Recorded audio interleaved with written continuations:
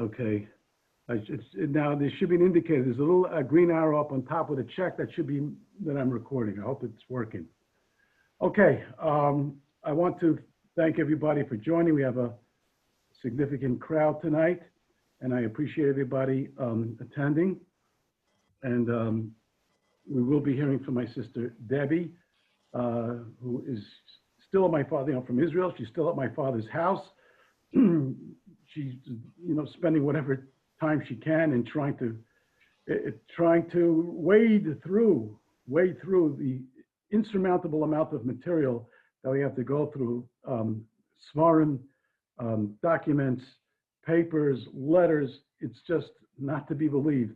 The scope of my father's activities over the years, incredible stuff. But that's really not for now.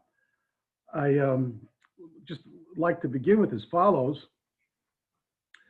That I heard something, a very, very beautiful remark from, actually it was Leon Well, who came to shul. I just want to silence my phone.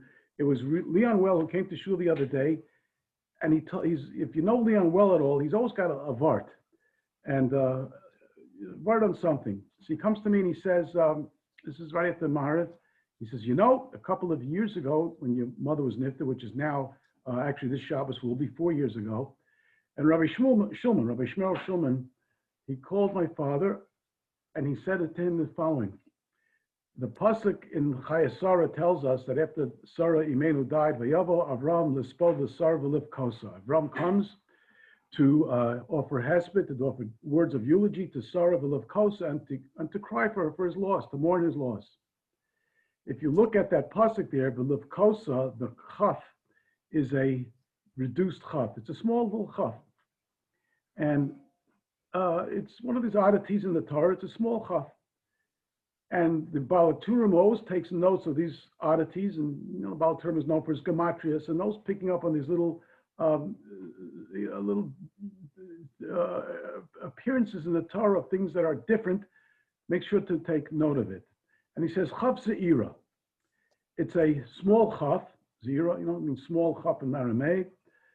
This tells us that she cried shabach harak ma'at. He only cried a little bit. Why did he cry a little bit? Says the Baal HaTurim. So I realize I'm sitting here in my shirt sleeve, and I really should have my jacket on for the occasion. He says shabach ma'at. Why was that? Lefisha sekena isa, because she was elderly, and so Rabbi Shulman asked, she was elderly because she was elderly. She didn't deserve a lot more crying and wailing and mourning. And he said something very beautiful. He says, not because she was elderly, therefore, what did her mourn for, but because she was elderly and she was so achieved and so accomplished in her life, so that no matter how much you cry for her, it's ma'at, it's only a little bit compared to what she really deserved. You can cry your heart out, but she deserved even more. And that's what he told my father as a nechama when my mother passed. It's just a beautiful, beautiful thought. And I think that's the same applies really for my father. No matter how much we express ourselves in mourning, and the community senses it, certainly our family senses it, and the world at large senses it, no matter what we do, all the wailing that we do and the internal heartache that we have, it's reduced to ma'at, just a bit compared to what he really deserved. Because his life was so overarching, so far-reaching, so deep and so broad, his effect on anybody who got to know him, that no matter how much we cry, no matter what eulogies we offered, no what a different hesped we say, it all still amounts to ma'at, just small in comparison to what he deserved. I mentioned in my article this week on my father, in the Jewish Week, in the Jewish Link, Queen's Jewish Link, that my father, even in death, in his passing, managed to perform a chesed shalemes, and that was with Mrs. Ann Cooperman, Allah Shalom, she and her husband were tremendous balei chesed, balei tzedakah, and you may or may not know it, but in the Beis Medrash in our shul, if you look on top of the Aron, you'll see that it was donated by Ann Cooperman in memory of my mother, Ruth Allah Shalom. So Ann Cooperman, She left one daughter, Wendy, and that Wendy lives out in Arizona, Stockton, Arizona. She was not able to make it to Levaya. I don't know what she actually had. It was handled by Schwartz brothers. It was done the same day actually as my father. I don't know who was there, how many people there, if anybody was. I really don't know. We come to the airport in Newark, where we said my father was being transported by United Airlines from Newark Airlines, from Newark Airport. And we come, the hearse is there, waiting for things to happen. And behind it, I see another hearse. And I walk over, I see it's Schwartz brothers. And there was one driver there, a Spanish-sounding fellow. And I said, is this the Cooperman? Are you by any chance carrying Mrs. Cooperman? No, I don't think it's no Cooperman, but let me take a look. Then he says, oh yeah, it is Cooperman. You know, for all he knew, he could have had anything, a trunk of anything in the back. He had no idea. Well, why should he? And there was no one even with the driver. There was no one even with the driver sitting next to me. Always try to make sure that somebody drives with the driver, accompanies the driver to their covered achram. No one, the poor lady was all by herself. And so I was able to go over and say Kapitel Tehillim. And I write about that. So that my father, in his own way, at his very last moment, was able still to perform a chesed shalemis for somebody else, in this case of Mrs. Cooperman. My son Ari called me today. I'm not sure if he's even on this chat. I really don't have a chance yet to go through it. Does he have night Seder America, Ari? Tonight? No. No, okay. I'm not sure. He probably is, but I don't know. But he said, oh, Dad, I wish you would have shown me your article before you sent it into submission, because there's actually a little bit more happened. Because, you know, after we all parted to daven mincha in a different part of the lot, we weren't allowed to stay there. We had to go elsewhere. Well, there was it's a little bit longer story, but anyway, Ari ends up staying by the hearse, and he thought he was staying by my father, and he was actually staying by Mrs. Cooperman's hearse and being shomer and saying a Pitlach Tehillim, and then they take the van up the ramp. And the Hasidic guy, his name is Mandel, says to him, are you mishpucha here? He says, yeah, I am. Okay, you can stay. But then he realizes that he was not. He was not mishpucha, it was Cooperman. So he said, so he starts saying, oh, wait a minute. No, that's my grandfather over there. You're not mishpucha here? Then you have to get out. It's the airport rules. You have to get out of the way right now. But my son Ari told me that he was able to be malava Mrs. Cooperman up until that terrible forklift comes and takes her away. And so she had a shomer up until the point that she was actually transported into the cargo area and shipped off to Israel. So in that way, my father, he was so makbid and covered on mace, and I detail it in the article, that he was able to perform directly, indirectly, to the covered on mace of this very, very generous, fine, kind woman. I will end with this. My father, as you know, was always known for quoting the Sfas Emes. And if you may have heard from my father this Sfas Emes over the years, I know I certainly did. And the Torah tells us in Perek Memvav, Pasuk Chavtes of this week's Parsha, that the epic meeting between Yaakov and Yosef. Vayesa Yosef Markavto Vayal Lekras Yisrael. And Yosef gets his chariots together, and he comes to greet his father, Yisrael, who's Yaakov. Yaakov Aviv Goshna comes to the land of Goshen. Vayera, I love, Vayipol al Tzavarav, and he appears before Yaakov. And can you imagine this embrace after not seeing each other for 17 years? And Yosef and Yaakov thinking that he's dead, finds out that he's the viceroy in Egypt. Vayipol al Tzavarav, and he falls on his neck. Vayevk al Tzavarav Od, and Yosef falls on Yaakov once again and re-embraces him and cries again. And Rashi takes note, and Rashi says, Avul Yaakov lo nafal al tzavari Yosef. Lo nashko. We don't find that Yaakov embraced Yosef and he didn't kiss him. What's going on there? Yosef kisses Yaakov. Yaakov doesn't return the embrace. Says Rashi in the name of Chazal, Shahaya Korea Shema. Yaakov was busy. It was time of Zman Krishma. He realized it. Now's the time for Zman Krishma. He had to learn Shema. He couldn't embrace his own son after all this terrible lapse in time. Says as Sfas Emes, What about Yaakov? What about Yosef? Why didn't he read Kriya Shema? He just let Kriya Shema pass. So he says these fundamental words, as Sfas Emes says. The Yosef, Amai lo kara Kriya Shema. Why didn't Yosef read Kriya Shema?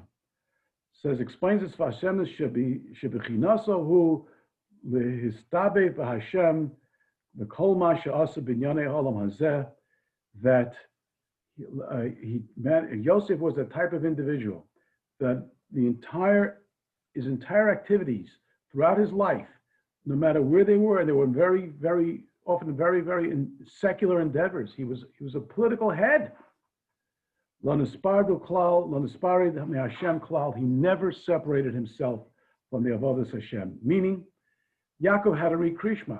Yosef, in a certain sense, was even at a higher level, in that everything that he did was a Kriya Shema. Everything that he did in life was a service of Hashem.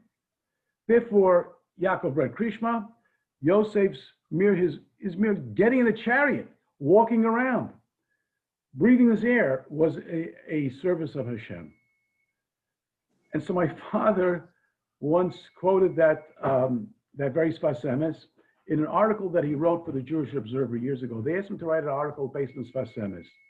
So my father quotes the Sfas Emes that all your endeavors in life, no matter what they are, no matter what pursuits they are, they can be the most secular. If your intentions are devoted towards Hashem, they become sanctified, they become holy. And so he used that Sfas Emes to justify, young men and women for going to college. They're going to college, after all, right? They're departing from yeshiva, it's terrible. But if they channel their education, they channel their pursuits in this world, and they channel towards Hashem, they're living a yeshiva life even in college. They're living a holy life even in college.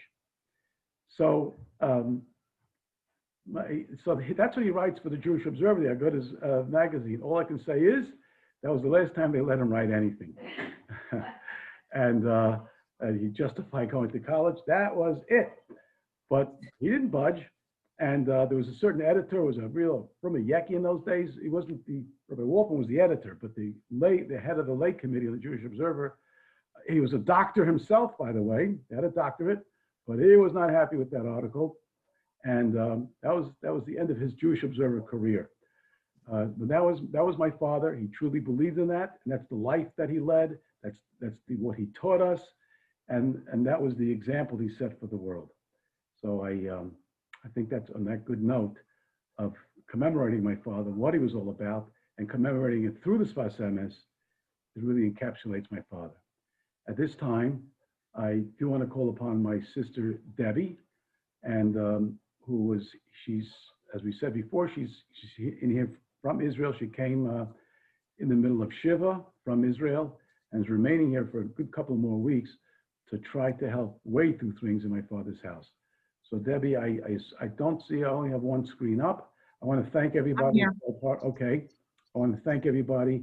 So many people, it was an insurmountable amount, as you can imagine, amount of phone calls, an amount of emails, and text messages and letters. And there are people on the screen I didn't even get to thank them yet for their letters and their kind words.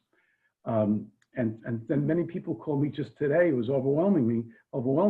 They said, we didn't want to call you last week because we knew it'd be impossible to get through. So we figured this week is a little easier, so we'll call you today. I said, yes, I know, but you're on a long list of people who made the same cheshbon. So that's the legacy my father left. So Debby, I don't want to hold you up any. Oh, there I see you now on my screen. Bavakasha. It's my honor to call upon my little sister, younger sister, I should say, to say these words. Thank you. Thank you very much. All my life, certainly all my adult life, I always felt a tremendous push, an inner push, that whatever I would do in my life, whatever I would say publicly in my life, would always have to be bearing in mind that it should bring honor to my father. And during the course of his life. And now, Alachas Kama V'Kama, now that he has passed away and he's in the Olam Shel Emet, I feel that need even stronger. And my father always used to tell me that a tzara of the rabbim is a chetzi nechama. And as my brother kept mentioning, the community here in Kew Garden Hills in particular, but the truth is really worldwide, Certainly, the family has been so generous and magnanimous in the outpouring of not just sympathy for us, but almost like trying to comfort themselves by the loss of my father. Because from all of the letters and emails and Zoom meetings that we had during the Shiva, which unfortunately was not able to be a person-to-person Shiva, we could see how my father touched so many lives. I found in the course of trying to make a little bit of Seder, my father's study, my brother Ari actually found a whole stack of exam books from his Stern College students from the 1970s. And when you just leaf through those books and you see that the comments that the students wrote to my father in the back of the books, or the booklets, or the exam booklets, of how he touched their lives, how he changed their lives, how he brought them, he was teaching at the time, he was teaching Hilchos Rambam, how he brought them to think in an entirely different mode, an entirely different manner. Of students who live now in Israel who wrote about when they used to come to our house every Friday night for the collegiate group and the pre-collegiate groups, and people of every age have written these accolades about my father and how their lives will never be the same again. And it is definitely so comforting to us, his children. And I would just like to thank you all collectively and individually for sharing in our sorrow and for making us so keenly aware that our loss is also your loss. My father also used to very often say that in the Talmud, they quote Rav Eliezer, who said that he would never say anything that he didn't hear directly from the mouth of his own Rebbe. And my father always took that literally. And certainly, as my brother mentioned, he would always speak, all of his speeches, always the Rav said, the Rav said, the Rav said, or the Sfas Emes said. No, obviously he didn't hear the Sfas Emes, but by reading the Sfas Emes, it was as if he had heard him directly, or quoting Rav Shamshon or Fol Hirsch. These were the three Gedolim in my father's life. And he always felt that statement of Rav Eliezer in the Talmud had to be taken literally.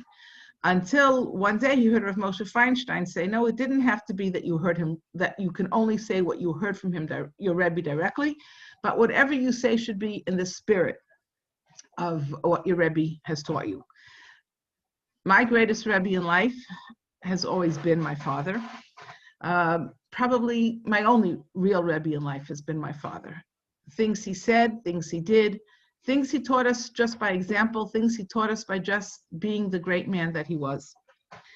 And because we are still in the time of Shloshim and the tears flow very easily still, I want to share something that he expressed at a time of a terrible tragedy in our family. Not that my father's patira now was a tragedy. He had mamash misas sadikim, misas neshika. We could not have asked for a better departure from Olam Hazeh to the Olam Emet than my father had. Very much thanks, by the way, to my brother-in-law, Rob Capel, who was here literally to ease that transition for my father. My father's passing was not a tragedy in that sense. It is just a tremendous loss. But going back to the year 2003, our family experienced a very terrible tragedy, and that was the passing of my sister Viva's little 8-year-old granddaughter in a very unfortunate, to say the least, car accident. My father at the time was almost 80 years old, and he flew in without even thinking about it. He flew in from Israel to be at the Levaya, and literally to sit Shiva with my niece Shira and her husband and their children. He sat in that house the entire week. He didn't budge. And I remember he said something at the Levaya, which was a direct quote from his Rebbe, the Rav, and he said, not that long ago, we were all sitting together around the Pesach table, the Seder table, enjoying and celebrating the Chag of Pesach. And at the Seder, we have two main mitzvot that we are commanded to keep. One is alachilat matzah, and the other is alachilat maror. And my father said so poignantly, he said, the trick, the key, is to remember that both are from Hashem. When we eat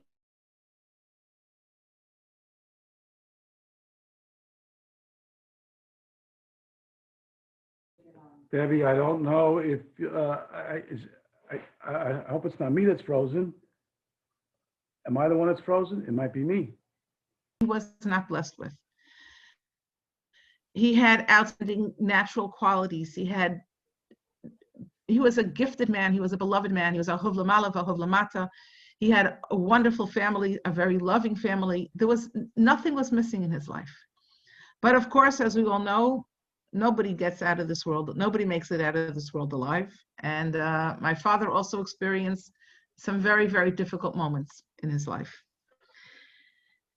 And I want to share with you a particularly difficult moment that actually is very recent. Unfortunately, this past summer, my father's one brother, whom I think all of you must know, my very beloved Uncle Bibby, who was a member of our shul all his life, even though he never lived in Queens, who was my father's biggest supporter, my father's biggest fan, who loved my father, and my father loved him with a love that can only be described nefesh kshura b'nefesh. There were two souls intertwined from the day my uncle was born. My uncle was only a year and a few months younger than my father. Two extremely great men, both of whom achieved greatness in life in very different worlds. My uncle became an outstanding physician. My father was an outstanding Rav. And each one just complemented the other. And unfortunately, this summer, my uncle became very ill, and we had to find a way to gently break the news to my father. My father was also, he was healthy. He was relatively healthy this summer, but he was definitely failing. He was aging, and COVID was also posed a lot of difficulties for him. It just cut him off from the people who were nearest and dearest to him. And I was actually here at the time that my uncle was diagnosed, and I was the one who really had the job of trying to gently explain to my father that his brother was very ill. My father, in his later years, was not a man who was nearly as conversant as he used to be. He was a man who we all know to be so gifted with words, but in the last year or two, he became particularly withdrawn, and he almost never expressed his emotions. And I had to break the news to him gently and not give him any more information than he needed to know. And first, it was very hard to see how he was reacting, how much of it he was actually internalizing, how much he was relating to. And as many of you may know, after COVID, which was Purim time, my father hadn't left the house in months and months and months.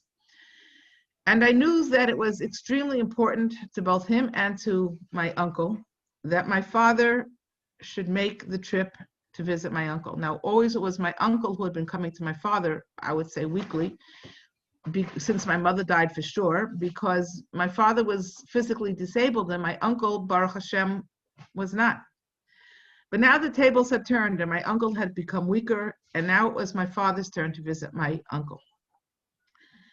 It was very difficult to get my father to agree. He had developed a real anxiety about leaving the house, and we actually took him the first time to my cousin Monica, who I see is here on the Zoom. We took him to visit my uncle in Riverdale. Monica has a very beautiful home there, and because of COVID, we had to sit outdoors, and her house was the perfect venue for that.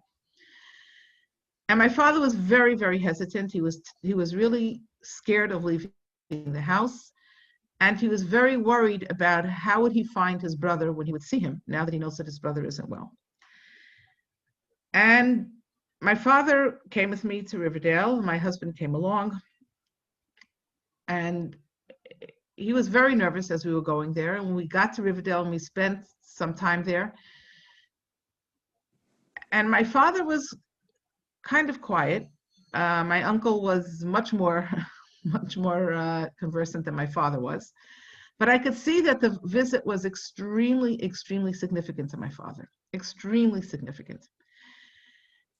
And when the visit was over and we put my father back in the ambulette, my cousin Monica and her father came to be Malava, my father. No. They came to be Malava, my father, to the van. And my father had not said all that much to my uncle at that point, but we were sitting in the van, and my uncle and my cousin Monica was standing like right opposite the door where my father was sitting.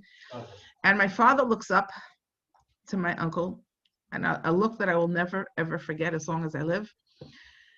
And he just started saying, Bibi, refuah shalema, refuah shalema, refuah shalema, Bibi, Bibi. You should have a refuah shalema. That was all he could say.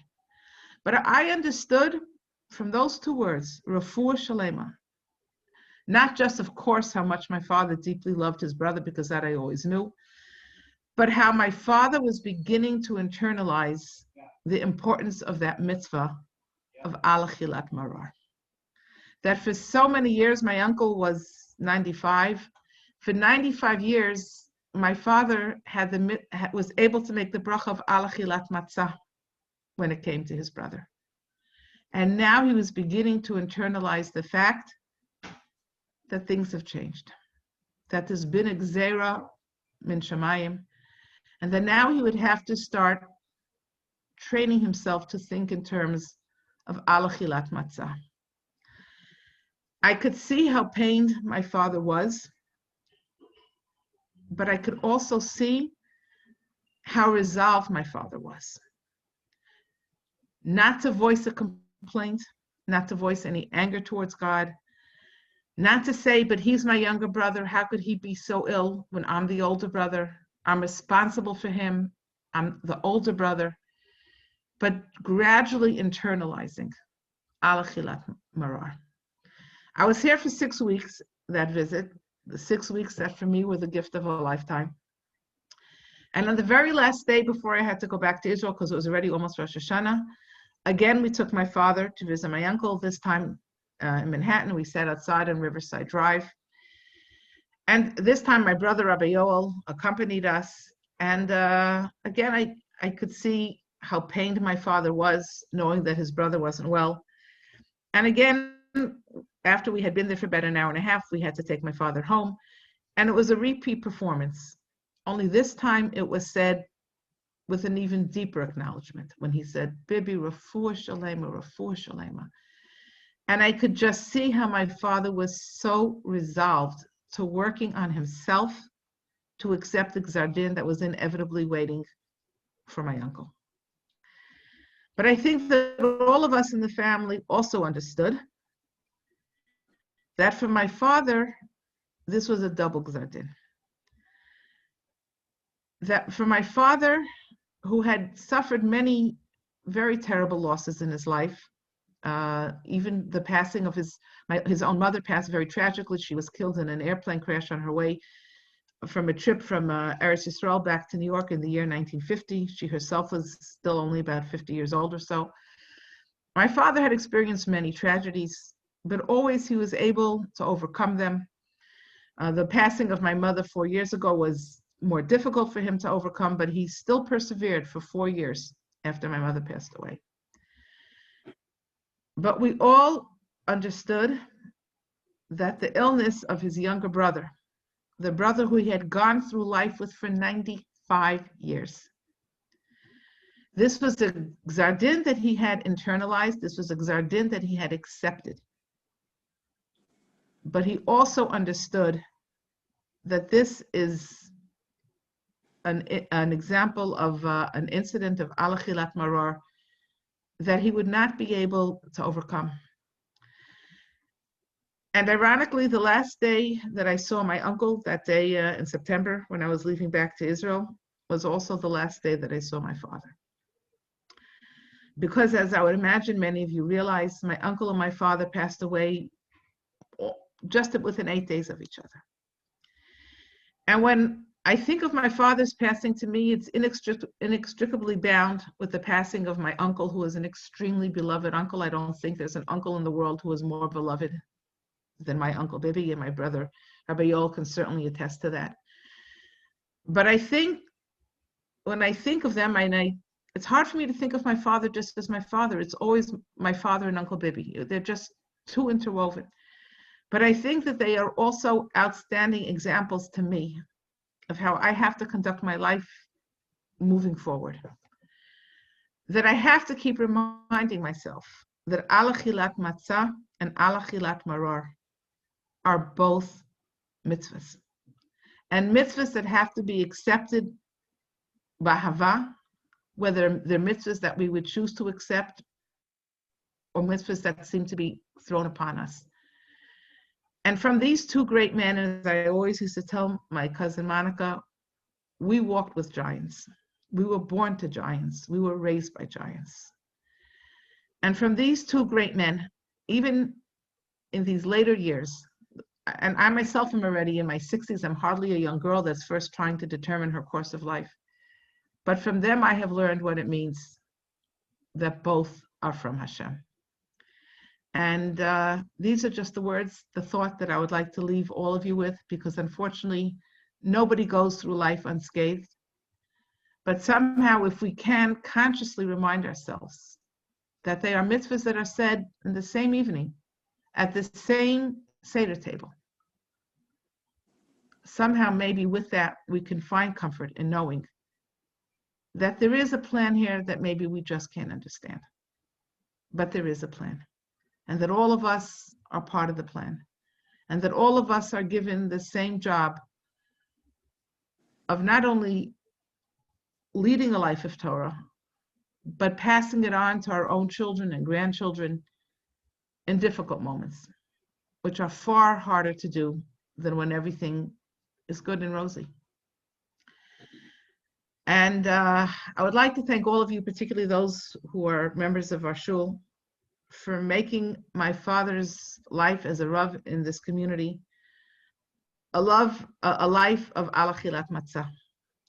Because every single day, from 1950, when he first came to America, to 1951, when the shul first got started, to when he retired at the age of, I don't know, 87, 89. I don't even know how old he was when he retired. And then he used to say, I always thought my retirement years would be much more productive than they are. But not so many people retire at the age of 87. But all of you, I know you all talk about how much my father sacrificed and worked for the community.